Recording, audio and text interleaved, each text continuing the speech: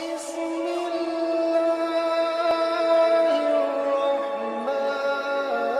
الرحيم. السلام علیکم میرے پیارے ویورز، میں امید کرتا ہوں آپ سب خیریت سے ہوں گے۔ تو آج ہم اعمال نیمہ شعبان کے حوالے سے بات کریں گے۔ تو میں اپنے بابا مولانا سید اسد رضا نقوی صاحب سے عرض کروں گا کہ وہ ہمیں آج رات کی فضیلت اور اس رات کو شب بارات کیوں کہا جاتا ہے اس پر روشنی ڈالیں۔ اعوذ باللہ من الشیطان الرجیم، بسم اللہ الرحمن الرحیم۔ اعمال نیمہ شعبان،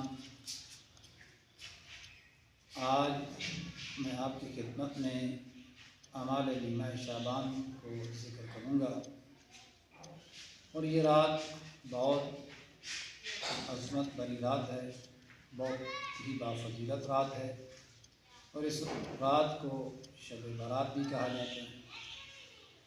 شب برات اس لیے کہا جاتا ہے کہ شب فارسی زبان کا لفظ ہے کہ جس کے معنی ہے رات، اور برات عربی زبان کا لفظ ہے کہ جس کے معنی ہیں آزادی۔ اللہ رب العزت اس رات میں بنو کلب کی بکریوں کے بال کی تعداد کے برابر لوگوں کو جہنم کی آگ سے آزاد کرتا ہے۔ یہ بہت عظمت بری رات ہے، بہت فضیلت رات ہے، اور اس رات کے کچھ اعمال ہیں کہ جس میں سے سب سے پہلا عمل یہ ہے کہ اس رات میں نماز مغرب سے کچھ وقت پہلے غسل کرے، اور اس غسل کی جو نیت ہوگی کہ غسل کرتا ہوں یا کرتی ہوں نیمہ شعبان قربتاً الی اللہ، اور پھر اسی غسل کے ساتھ نماز مغربین کو ادا کرے۔ اس کے بعد دوسرا جو عمل ہے وہ 10 رکعت نماز ہے۔ اس کی نیت 10 رکعت نماز دو رکعت کر کے پڑھنی ہے، اور نیت کرے کہ 2 رکعت نماز نیمہ شعبان پڑھتی ہوں قربتاً الی اللہ، سورہ الحمد، اور سورہ الحمد کے بعد 10 مرتبہ سورہ توحید کی تلاوت کریں۔ 10 رکعت نماز مکمل کرنی ہے۔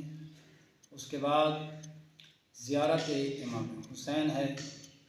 روایات میں ہے کہ اگر کوئی یہ چاہتا ہے کہ وہ 1,24,000 انبیاء کا مصافحہ کرے، تو زیر آسمان اپنی نگاہوں کو آسمان کی طرف بلند کرتے ہوئے زیارت امام حسین پڑھے، اور یہ زیارت امام حسین مفاتیح الجنان و دیگر کتب کے اندر جو ہے وہ مل جائے گی۔ اس کے بعد دعائے کمیل ہے، دعائے کمیل کی تلاوت کرے، قرآن مجید کی تلاوت کرے، تسبیح ہے، 100 مرتبہ سبحان اللہ کی تلاوت کرے، 100 مرتبہ الحمدللہ کی تلاوت کرے، 100 مرتبہ اللہ اکبر کی تلاوت کرے، 100 مرتبہ لا الہ الا اللہ کی تلاوت کرے۔ اور اس کے بعد نماز جعفر طیار ہے۔ فرمایا اس نماز جعفر طیار کی اتنی فضیلت ہے کہ امام موسیٰ کاظم علیہ السلام ارشاد فرماتے ہیں، اللہم صلی علی محمد و آل محمد، فرماتے ہیں کہ اگر کسی شخص کے گناہ ریت کے ذرات کے برابر اور دریا کی موجوں کے برابر بھی ہوں تو خداوند متعال اس کے گناہوں کو معاف کر دیتا ہے۔ نماز جعفر طیار پڑھنے کا جو طریقہ کار ہے وہ نیت کرنے کے بعد آپ 4 رکعت نماز ہے تو 2 رکعت نماز کر کے پڑھنی ہے، سورہ الحمد، اور اس کے بعد کوئی بھی سورہ آپ پڑھ سکتے ہیں۔ اس کے بعد 15 مرتبہ آپ نے تسبیحات اربع کی تلاوت کرنی ہے۔ پھر رکوع میں جانا ہے، وہاں پہ 10 مرتبہ تسبیحات اربع پڑھنی ہے۔ پھر جب رکوع سے کھڑے ہونا ہے قیام کی حالت میں تو پھر 10 مرتبہ تسبیحات کی حالت میں پھر 10 مرتبہ تسبیحات اربع پڑھنی ہے۔ اب سجدے میں جانا ہے تو سجدے میں بھی جا کر 10 مرتبہ تسبیحات اربع کی تلاوت کرنی ہے۔ سجدے سے واپس آ کے بیٹھنا ہے، بیٹھ کر وہاں پہ پھر 10 مرتبہ تسبیحات اربع کی تلاوت کرنی ہے۔ دوسرے سجدے میں جانا ہے تو پھر وہاں پہ جا کر پھر 10 مرتبہ تسبیحات اربع کی تلاوت کرنی ہے۔ پھر واپس آ کر سجدے سے اٹھ کر بیٹھنا ہے، پھر 10 مرتبہ تسبیحات اربع کی تلاوت کرنی ہے۔ تو یہ 75 مرتبہ جو ہے وہ تسبیحات اربع کی تلاوت بنتی ہے ایک رکعت میں۔ یا آپ کی ایک رکعت مکمل ہوگی، آپ دوسری رکعت کے لیے کھڑے ہو جائیں گے، بحول اللہ وقوتہ اقوم واقعد کہہ کر، اور پھر دوسری رکعت بھی اسی طریقے سے آپ نے انجام دینی ہے جس طریقے سے آپ نے پہلی رکعت کو پڑھا ہے۔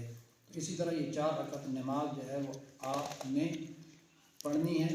اس کے بعد جو 15 شعبان کا دن ہے اس میں روزہ رکھیں، بہت بڑی فضیلت ہے اس دن کے روزے کی۔ اور اگر کسی کے ذمہ کوئی واجب روزہ ہے، مثلا ماہ رمضان کا کوئی قضا روزہ رہ چکا ہے یا اس کے علاوہ کوئی اور واجب روزہ جس کے ذمہ ہے وہ رہ گیا ہے، تو یہ اپنے اس روزے کی قضا جو ہے وہ رکھ لے تو واجب بھی ادا ہو جائے گا اور اسے اس دن کا ثواب بھی مل جائے گا۔